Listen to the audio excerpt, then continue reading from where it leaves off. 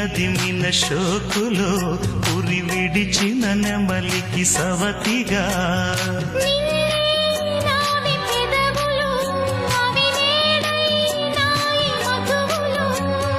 రెండు నాయి తనువులు అవి రేపవ్వాలి మనువులు